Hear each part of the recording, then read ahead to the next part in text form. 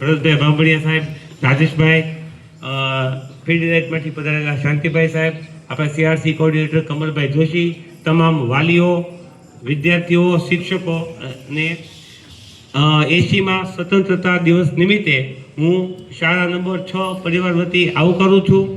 આજનો આજે આ કાર્યક્રમ છે એ આપણી આઝાદીનો પર્વ છે. તો આઝાદીના પર્વમાં આપણે આઝાદ છીએ, તો આઝાદ હોવાનો અર્થ પણ આપણે સમજીએ કે આઝાદીનો અર્થ એ છે કે આપણને આપણા હક પૂરેપૂરા મળવા જોઈએ. તો સામે આપણે આઝાદ લોકોની ફરજ પણ આવે, તો ફરજ આપણે બજાવવાની છે. આઝાદીનો અર્થ માત્ર હક લેવા એવો નથી, પણ હકની સાથે સાથે ફરજ એક સિક્કાની બીજી બાજુની જેમ છે એ પણ આપણે બજાવવાની છે. તો આપણે જેવી રીતે હક રાખીએ એમ આપણી ફરજ છે એક તો કે સફાઈ રાખવાની. આપણે ઘર, શાળા, મહોલ્લો એની સફાઈ રાખીએ તો ક્રમશઃ આપણો આખું ગામ, આખો દેશ આપણો સ્વચ્છ થઈ જાય. બીજાને આપણા કારણે નુકસાન કે હેરાનગતિ ન થાય એ ધ્યાન રાખવાની. આપણે કારણે બીજા કોઈને નુકસાન થતું હોય, હેરાનગતિ થતું હોય તો એ આપણે આપણો હક હોય તો પણ કરી શકાતું નથી. તો એ આપણી ફરજ છે, બરોબર. પછી દેશની જે સંપત્તિઓ છે, આપણી શાળા છે, જાહેર રસ્તા છે, બાગ બગીચા છે, એની જાળવણી કરવાની, તો એ પણ આપણી ફરજ છે. એના વિશે આપણે અવારનવાર આપણે શાળામાં વાત કરતા હોઈએ છીએ.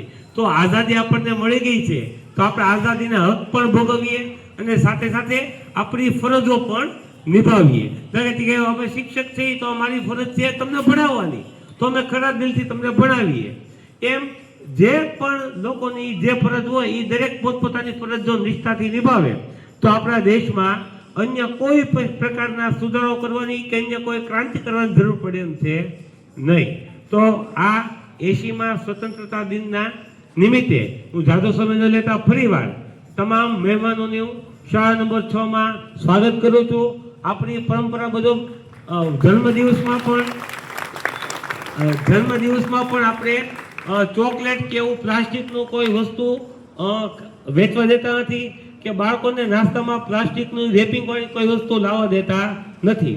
તો ગત વર્ષ સુધી આપણે સ્વતંત્રતા દિન કે 26મી ચોકલેટ આપણે વેચતા હતા, તો આપણે ચોકલેટ પણ વેચવાની બંધ રાખી છે અને એની બદલે આપણે ફ્રૂટ લાવેલા છીએ બાળકોને આપણું છે તે. એટલે આજે આપણે ફ્રૂટનું વિતરણ કરશું. એટલે જ્યારે આ કાર્યક્રમ પૂરો થાય તો એ તમામ બાળકોએ ફ્રૂટ લઈ અને પછી જ અહીંથી મહેમાનોએ જવાનું છે.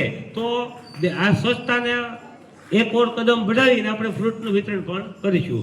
ફરી એકવાર 80મો સ્વતંત્રતા દિન છે એ તમામને ખૂબ ખૂબ મુબારક, અને તમામ છે એ પોતાની આઝાદી ભોગવે એવી ભગવાનને પ્રાર્થના. અસ્તુ. ભારત માતા કી જય.